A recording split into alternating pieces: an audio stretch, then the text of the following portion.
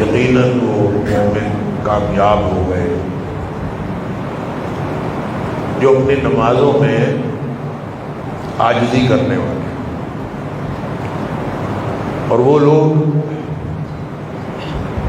جو فضول اور بیہودہ باتوں سے، لغو سے پرہیز کرنے والے، اس سے بچنے والے ہیں، اس سے منہ پھیرنے والے۔ صدق اللہ العظیم۔ اللہ تعالیٰ نے نظام کائنات اس طرح کا بنایا ہے، اس میں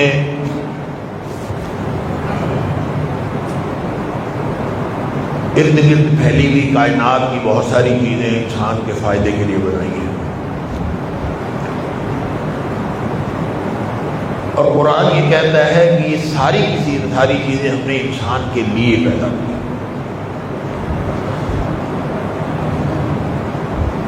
اور یہ جب انسان کے لیے پیدا کی ہے تو پھر ہر چیز فائدے کی ہونی چاہیے، لیکن ہر چیز فائدے کی نہیں ہے۔ بہت ساری چیزیں ہم دیکھتے ہیں جو انسان کے نقصان کی۔ وہ فرماتا ہے یہ بھی وَخَلَقْنَا لَكُم مَّا فِي الْأَرْضِ جَمِيعًا، زمین میں جو کچھ بھی ہے یہ تمہارے لیے پیدا کی۔ لہذا وہ چیزیں جو اللہ نے ایسی پیدا فرمائی ہیں جو ہمارے نقصان کی ہیں، اس کے لیے بھی وہ فرماتا ہے یہ بھی تمہارے لیے پیدا کی، اور جو فائدے کی ہیں وہ تو ہمارے لیے ہیں ہی ہیں۔ لہذا پورا جو کائنات کا نظام ہے اس میں ہم دو چیزوں کو الگ الگ دیکھ سکتے ہیں، بہت ساری چیزیں فائدے کی ہیں، بہت ساری چیزیں نقصان دہ ہیں۔ ہر چیز کے اندر ایسا ہی، آپ نباتات میں دیکھ لیں، جڑی بوٹیوں میں دیکھ لیں، اور اسی طرح بعض پہاڑ، پتھر، چشمے انسان کے بڑے فائدے کے لیے ہیں، بعض بڑے ان کو کہتے ہیں کلر ماؤنٹین ہیں، یہ مار دینے والے ہیں، وہاں جو بھی شخص چلا جاتا ہے وہ زندہ واپس نہیں آتا۔ ہر چیز کے اندر اللہ اکبر۔ پھر انسان وہ تو دو طرح کے ہیں ہی جو ہیں، بہت سارے ہیں جو فائدے کے لیے ہیں، بہت سارے ہیں جو انسان کے دشمن ہیں۔ دوست اور دشمن یہ بھی ساتھ ساتھ چلتے ہیں۔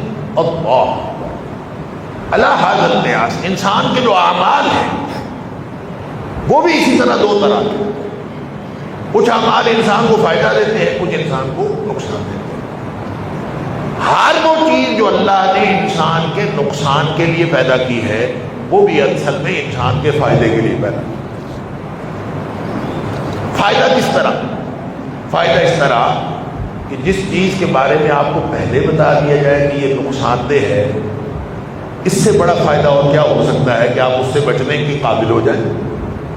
آپ کو پہلے بتا دیا جائے کہ آپ جہاں جا رہے ہیں راستے میں فلاں آپ نے کسی نئے ملک جانا ہو، اور آپ کو جانے سے پہلے ساری معلومات دے دی جائے کہ وہاں یہ چیزیں فائدے کی ہیں اور یہ چیزیں نقصان کی ہیں، لہذا انسان پہلے ہی خبردار ہو جاتا ہے، اور جا کے جب انسان وہاں لینڈ کرتا ہے تو پہلی نقصان والی چیز دیکھتے ہی پہچان جاتا ہے یہ ہے وہ چیز جس کے بارے میں مجھے بتانے والے نے پہلے ہی بتایا تھا کہ اس سے بچنا ہے۔ لہذا نقصان والی چیزیں جو اللہ نے پیدا فرمائی وہ بھی ساری کی ساری انسان کے فائدے کے لیے ہیں، اور جو فائدے کے لیے پیدا کی وہ تو ہے ہی فائدے کے۔ اللہ اکبر۔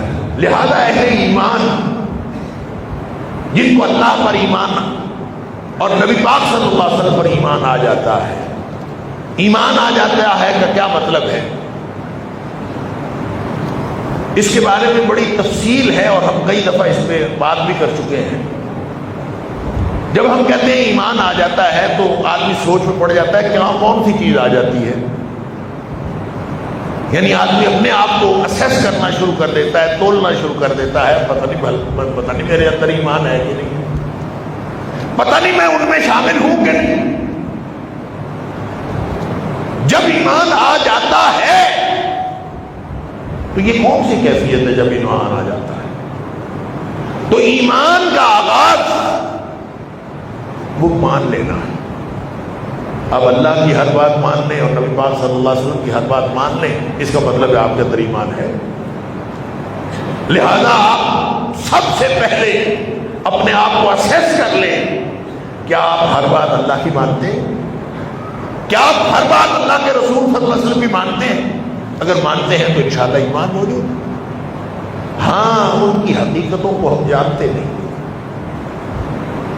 کیوں اللہ نے فرما دیا کہ جھوٹ نقصان دہ ہے اور سچ فائدہ مند ہے؟ اس کی ساری تفصیلات میری سمجھ میں آئیں چاہے نہ آئیں، میں سمجھنے کی کوشش کروں۔ بعض اوقات مجھے ایسی سچویشن میں ہوتا ہوں، مجھے لگتا ہے جھوٹ بولنے میں فائدہ ہے۔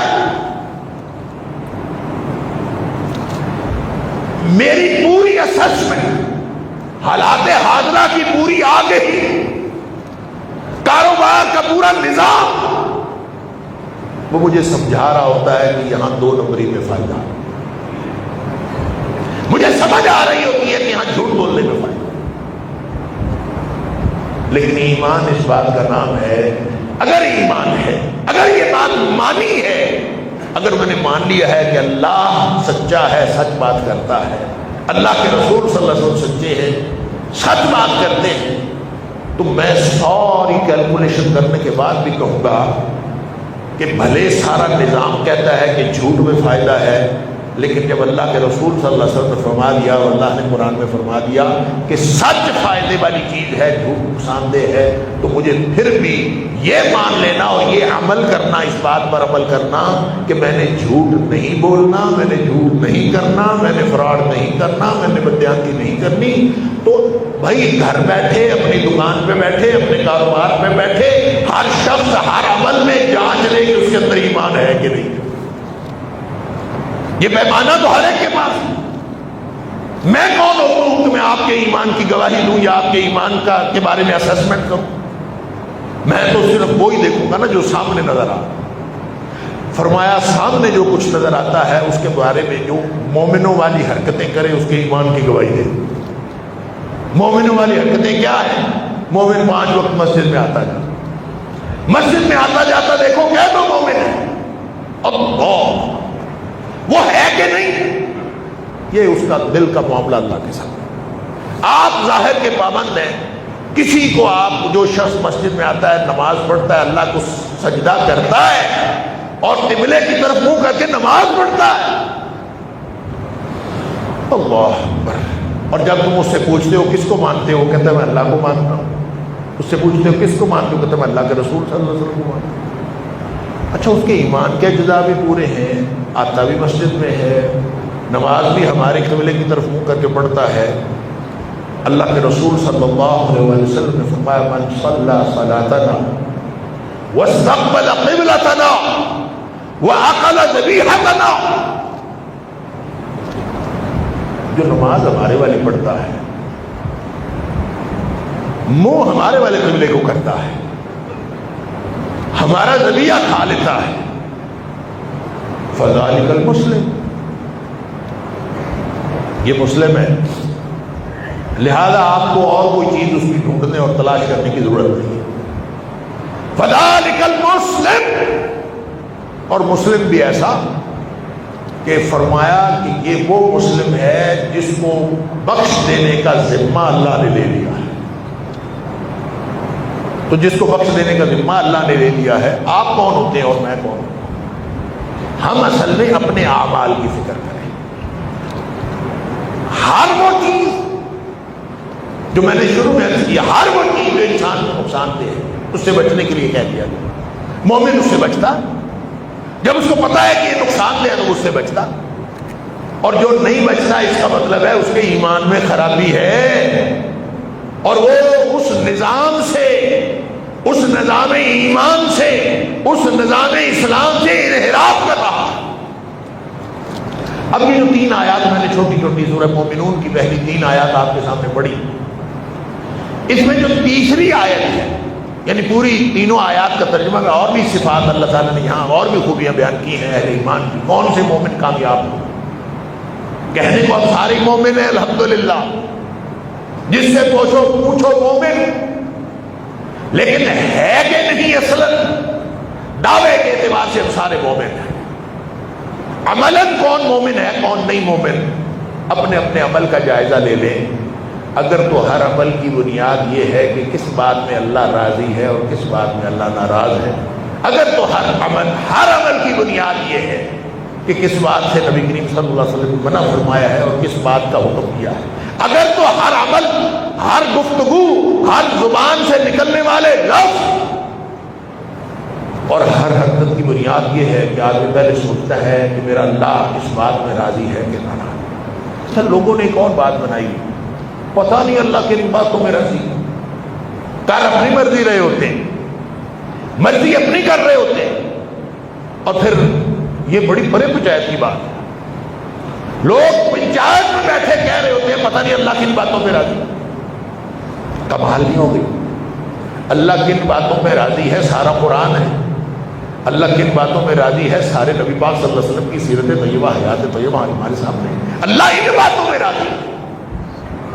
اور جس میں اللہ راضی نہیں ہے پتہ ہوتا ہے اللہ کس بات میں، لیکن ہم چونکہ اپنی مرضی کرنا چاہ رہے ہوتے ہیں، لہذا اپنے روزمرہ کے معاملات میں بڑا زبان زد عام جملہ ہے اور کفریہ جملہ ہے، کفریہ جملہ، ایمان کے منافی جملہ۔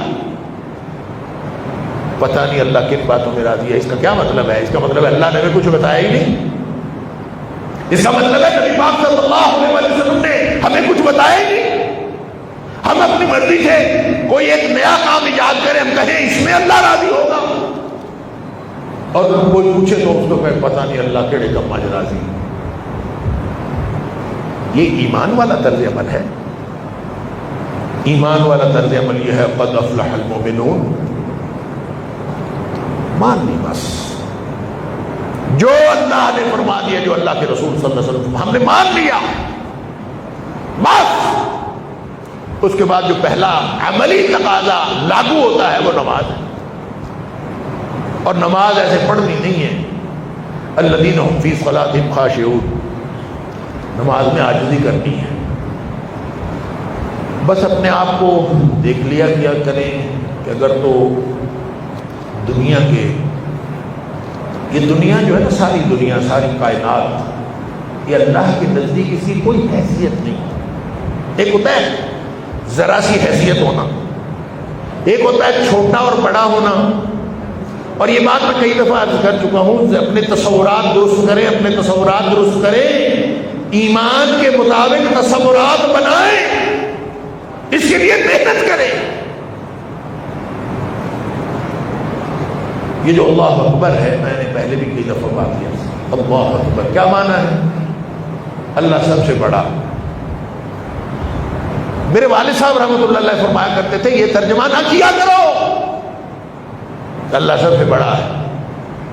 وہ فرماتے تھے اس سے تصور ہی قائم نہیں ہوتا اللہ کی بڑائی کا۔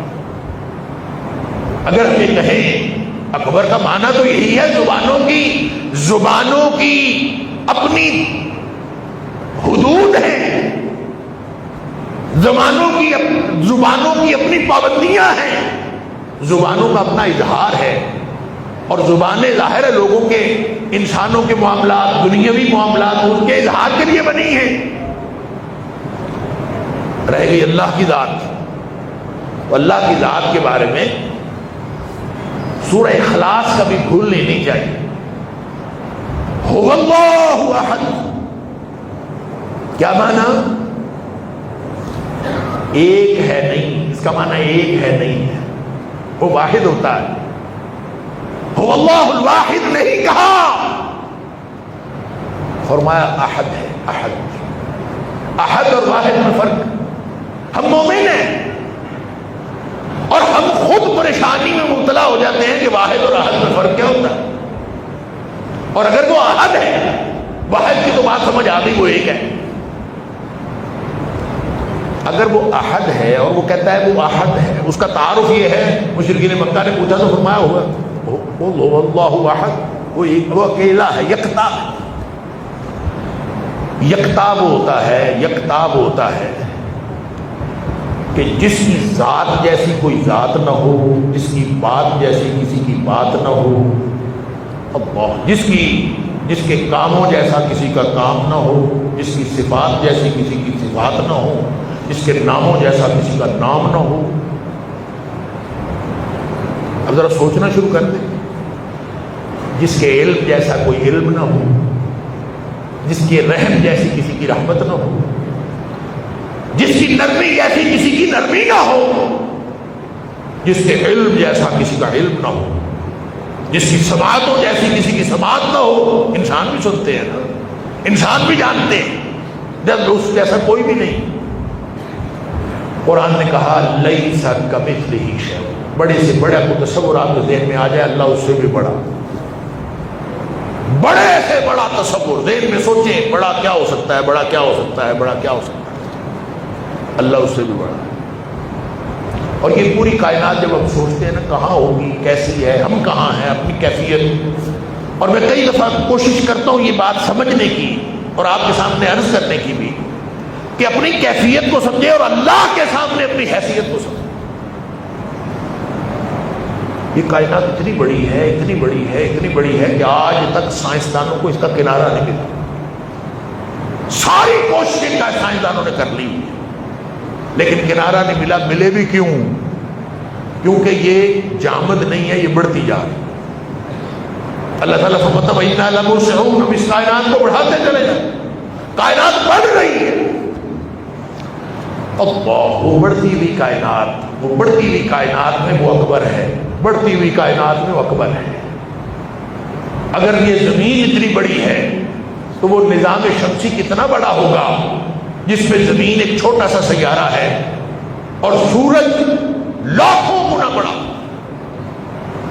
اچھا جی، سورج اتنا اور یہ نظام شمسی، پھر وہ گلیکسی کتنی بڑی ہوگی جس کے ہزاروں نہیں، لاکھوں نہیں، کروڑوں بھی نہیں، اربوں نظام ہے شمسی میں سے ہمارے سورج والا نظام شمسی ایک نظام شمسی، یہ ایک ہے اور ایسے اربوں ہیں، اور وہ اربوں مل کے ایک گلیکسی بنتی ہے، اور اس گلیکسی کو سائنسدانوں نے نام دیا ملکی وے کا، کہ اس گلیکسی کا حصہ ہے ہمارا۔ اور وہ گلیکسی کتنی بڑی ہے، ہمیں تو نظام شمسی کی بڑائی کا اندازہ نہیں، اور وہ گلیکسی کتنی بڑی ہے۔ پھر اس طرح کی کتنی گلیکسیز ہیں دنیا میں، وہ سینکڑوں نہیں ہیں، وہ اربوں خربوں ہیں۔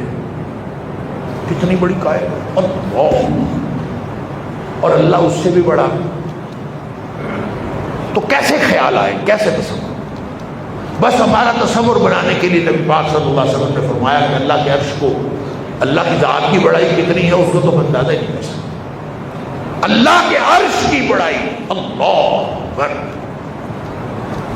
اس کی اس پوری کائنات، یہ ساتوں زمینیں، ساتوں آسمان، یہ ساری گلیکسی، یہ ساری کائنات، یہ اگر اللہ کے عرش کے مقابلے میں لائے نا تو اس کی مثال ایسے ہے جیسے ایک لمبا چوڑا، میلوں لمبا چوڑا صحرا ہو جس کا پتہ ہی نہیں اس کی لمبائی کتنی ہے، پتہ ہی نہیں کہ اس کی چوڑائی کتنی، اس کے صحرا کے اندر ایک چھلا پڑا ہوا ہو، ایک حلقہ، ایک انگوٹھی پڑی ہوئی ہے چھوٹی سی، اس انگوٹھی کو کیا نسبت ہے اس صحرا کے ساتھ؟ یہ ساری کائنات کو جو اتنی بڑی ہے، اتنی بڑی ہے، راکٹ دوڑاتے جائیں، بھگاتے جائیں، اللہ اکبر، یا معشر الجن والانس ان استطعتم ان تنفذوا من اقطار السماوات والارض فانفذوا لا تنفذون الا بسلطان۔ اکیلے انسان نہیں، صاحب جن بھی اکٹھے ہو جائیں، بگا لیں، جن جو یہاں سے اڑتا ہے، ہوا جہاں پہنچتی ہے وہاں پہنچ جاتا ہے۔ فرمایا سارے جنوں اور سارے انسانوں لگا لو زور، اور یہ جو آسمان کا دائرہ ہے نا، اس سے باہر نکل کے دکھاؤ، ہے کسی کے اندر طاقت کے، اس سے باہر نکل کے دکھائے۔ تو یہ ساری کائنات جو اللہ کے نزدیک اس کی حیثیت ایک ذرہ بھی نہیں ہے۔ اب اسے ایک طرف ایک ذرہ رکھ لیں اور دوسری طرف کیا ہے، دوسری طرف کسی وجود کا اظہار، اللہ کی ذات کیسی ہے وہ تو ہمیں پتہ ہی نہیں۔ اللہ کا عرش، اس کا تصور کریں کتنا بڑا ہوگا۔ بس جب آپ تصور کریں گے تو آپ سوچیں، بیٹھ کے غور و فکر کریں، تو آپ کو ہر طرف روشنی ہی روشنی نظر آئے گی، اور وہ روشنی جو اللہ کا حجاب ہے، اللہ تعالیٰ کا حجاب بھی نور ہے، خود بھی وہ نور ہے، اس کا حجاب بھی نور ہے۔ تو آپ کو ہر طرف روشنی نظر آئے گی. اس لیے پھر آپ کو یہ کہنا پڑے گا کہ هو الاول والآخر والظاہر والباطن. ہر طرف اللہ ہی اللہ. کائنات تو اتنی سی ہے, سارا باقی کا وجود تو اللہ کا ہے. یہ چھوٹی سی کائنات, اس چھوٹی سی کائنات میں آپ کہاں ہیں؟ آپ کا اپنا وجود تو ایسے جیسے ہے ہی کوئی نہیں. پھر بھی وہ غفور الرحیم اتنا ہے کہ جب میں کہتا ہوں نا مالک یوم الدین, جس کی بزرگی بیان ہو سکتی ہی نہیں, جس کی بزرگی کوئی بیان کر سکتا ہی نہیں, وہ میرے چھوٹے سے فکرے سے کہہ دیتا ہے مجدنی عبدی, میرے بندے نے میری بزرگی بیان کر دی. اللہ, سکھایا ہوا جملہ بھی اسی نے. کتنا غفور رہی. لہذا اکبر کا تصور, اکبر کا تصور, اللہ سب سے بہت بڑا. والد صاحب فرمایا کرتے تھے یہ نہ کہا کرو اللہ سب سے بڑا, یہ تصور رکھا کرو اللہ سب سے بہت بڑا ہے. کتنا بڑا؟ اللہ کی بڑائی کائنات کی بڑائی کی نسبت سے سمجھی جا سکتی ہی نہیں. ازل سے ہے, اب تک رہے گا. اور پھر جب یہ تصور قائم کر لو گے تو جب نماز پڑھتے ہوئے اللہ اکبر کہو گے نا, اللہ اکبر سبحانک اللہم وبحمدک وتبارک اسمک وتعالی جدک, پاکیزگی کی ساری انتہائیں ختم ہو جائیں گی سبحان کہتے ہوئے, خوبیوں کی ساری انتہائیں ختم ہو جائیں گی. تصور کیا بنے گا؟ اور جب آپ تعالی جدو کا کہیں گے تو بلندیوں کی ساری انتہائیں ختم ہو جائیں گی اللہ کا تصور کرتے ہوئے. جب یوں کہیں گے تو پھر انسان کو اپنا احساس ہوگا کہ میری اصل حیثیت کیا. وہ جو عاجزی پیدا ہوتی ہے وہ ہوتی ہے الذین هم فی صلاتهم خاشعون, یہ ہے عاجزی. پھر جب انسان وہاں کھڑا ہوتا ہے تو وہ کیفیتیں پیدا ہوتی ہیں کہ انسان دوسرے کو بیان کر ہی نہیں سکتا. جب مالک کا کے ساتھ رابطہ ہوتا ہے اس رابطے کو خشوع کہتے ہیں. ابن عباس رضی اللہ تعالی عنہ خاشعون کی تشریح کرتے ہیں, الذین خائفون وساکنون.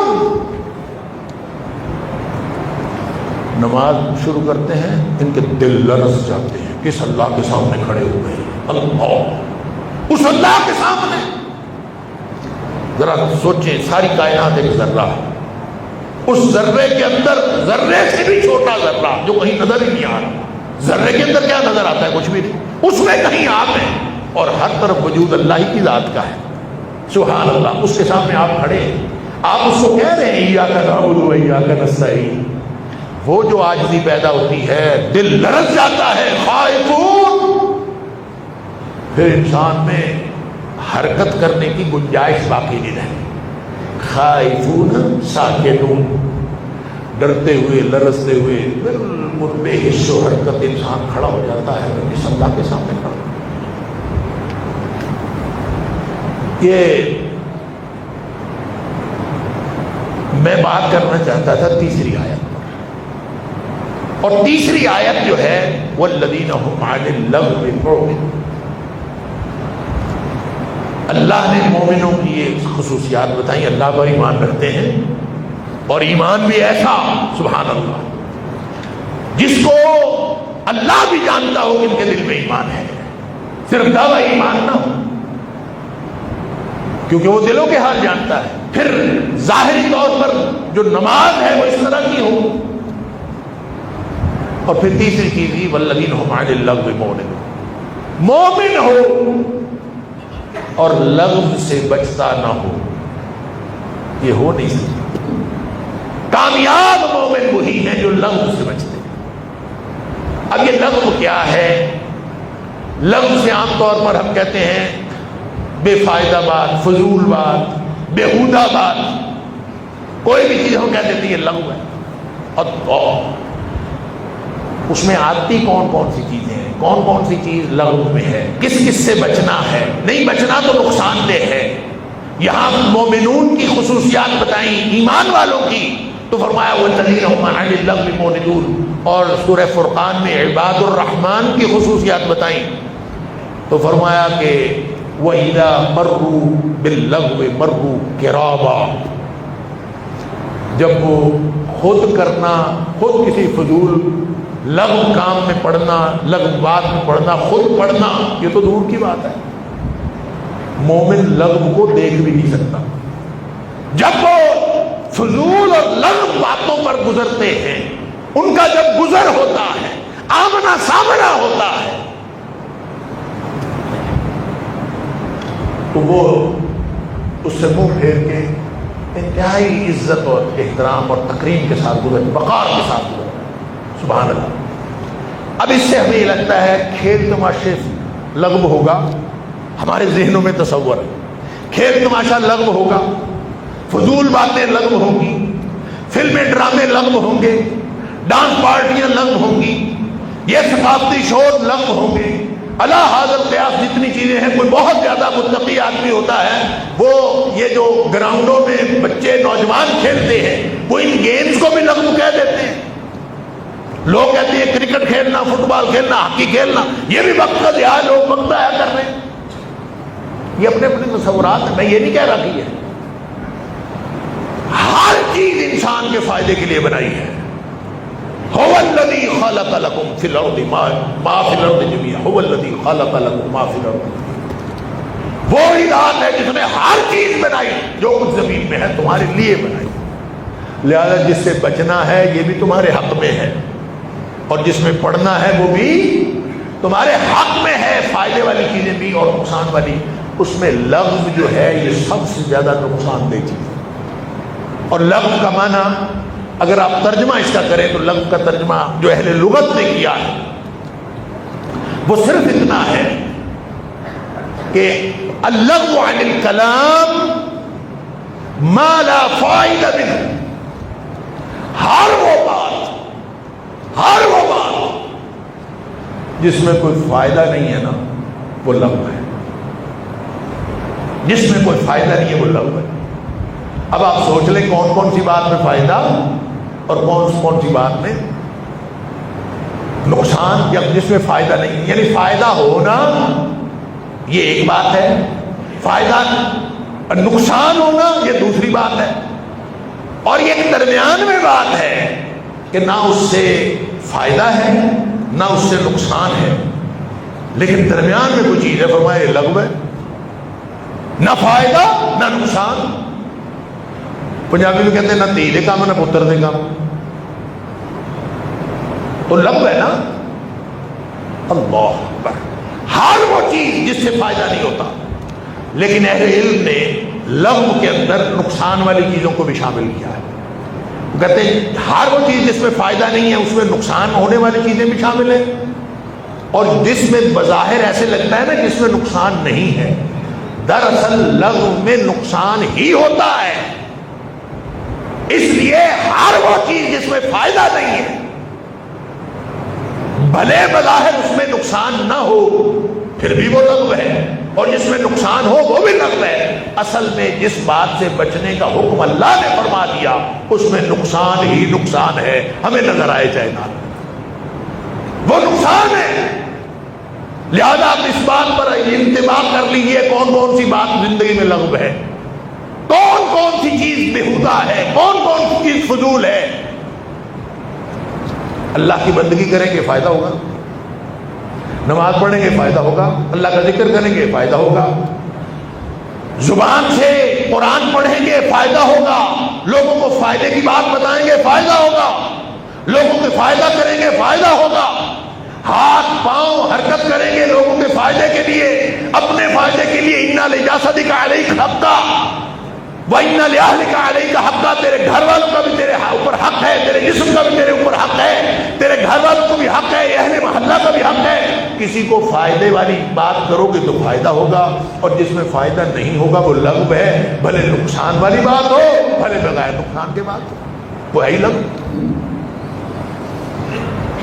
لہذا اللہ کی بندگی کرنا لغو نہیں ہے، اور اللہ کی بندگی نہ کرنا بھلے وہ شرک کر رہا ہو تو بھی لغو کر رہا ہے، اگر وہ شرک نہیں کر رہا، وہ کہتا ہے میں تو اپنی مرضی کر رہا، میں تو شرک نہیں کر رہا۔ تو اصل میں وہ بھی شرک کر رہا جو اللہ کی بندگی نہیں کر رہا. تو ہر وہ بات لغو ہے. اب نبی کریم صلی اللہ علیہ وسلم کی پیروی کرنے میں فائدہ ہے، اور جو پیروی نہیں کرتا اس میں فائدہ نہیں ہے. مخالفت کرنا وہ سیدھا سیدھا نقصان ہے، اور نبی کریم صلی اللہ علیہ وسلم کی پیروی نہ کرنا یہ بھی نقصان ہے. لہذا جس کو اب لغو کہہ رہے ہوتے ہیں وہ بھی لغو ہے، اور جو نقصان دہ ہے وہ بھی لغو ہے. صرف اللہ کی اور اللہ کے رسول صلی اللہ علیہ وسلم کی پیروی میں زندگی گزارنا یہ فائدہ مند ہے، باقی ہر چیز بے فائدہ. اور اگر کوئی چیز اللہ کی بندگی میں معاون ہو رہی ہے، ایک آدمی پیسہ کما رہا ہے، ایک آدمی ورزش کر رہا ہے، ایک آدمی بچوں کو پڑھا رہا ہے، ایک آدمی کسی کو ٹریننگ دے رہا ہے، لیکن سب کا مقصد یہ ہے، جو پڑھا رہا ہے وہ چاہتا ہے کہ یہ بچے بڑے ہو کر اللہ اس کو رسول صلی اللہ علیہ وسلم کے ماننے والے بن جائیں. جو ورزش کر رہا ہے وہ چاہتا ہے کہ میری اس طاقت سے اللہ اس کے رسول صلی اللہ علیہ وسلم کے دین کو فائدہ ہو. جو دکان پہ بیٹھا ہے وہ کہتا ہے میں اس لیے پیسے کما رہا ہوں کہ میرا یہ پیسہ اللہ کے دین کے لیے فائدہ مند ہو.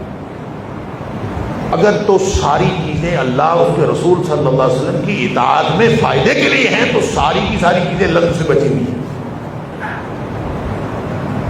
اور اگر ان میں سے کوئی بھی چیز وہ میرے لیے ہو، وہ کسی اور کے لیے ہو، لیکن اس کا اللہ اس کے رسول صلی اللہ علیہ وسلم کے حکم کے ساتھ کوئی تعلق نہ ہو، تو پھر اس کا مطلب ہے وہ پھر لغو ہوگی، اور اہل ایمان لغو سے بچتے ہیں.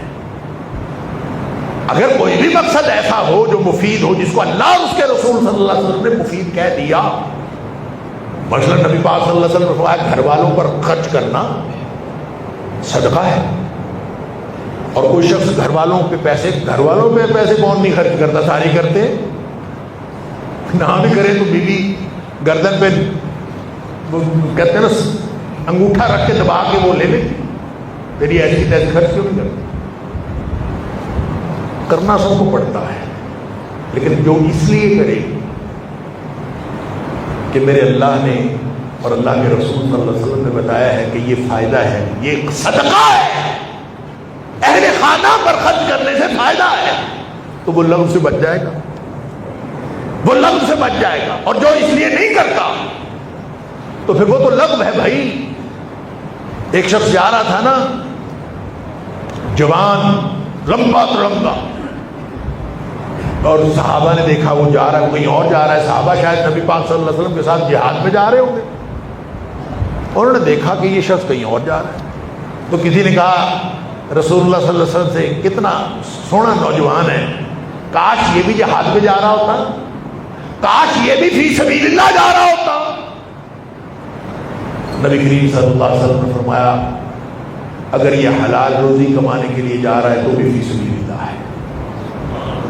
اگر یہ اس لیے جا رہا ہے کہ یہ کما کے لائے اپنے والدین کو کھلائے تو بھی فی سبیل اللہ ہے.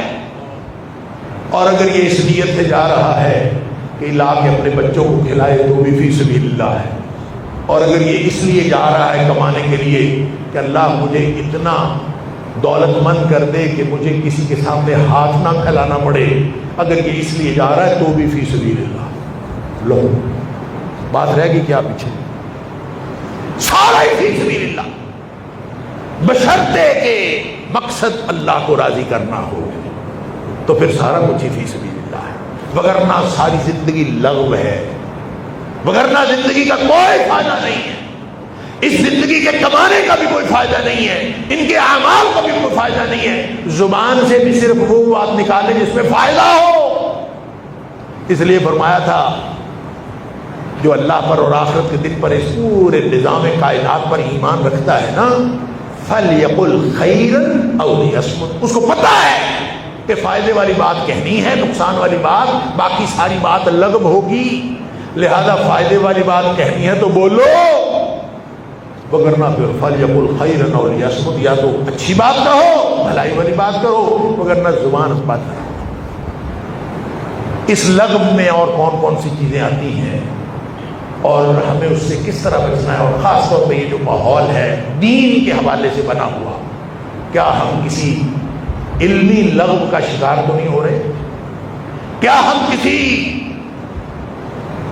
ایسے لغو کا عملی طور پر اور فکری طور پر اور انفرادی اور اجتماعی طور پر کسی لغو کا شکار تو نہیں ہو رہے؟ اس پر بھی انشاءاللہ گفتگو کریں گے۔ اللہ تعالیٰ مجھے اور آپ کو ہم سب کو قرآن سمجھنے اور عمل کرنے کی توفیق عطا فرمائے۔ وآخر دعوانا الحمدللہ۔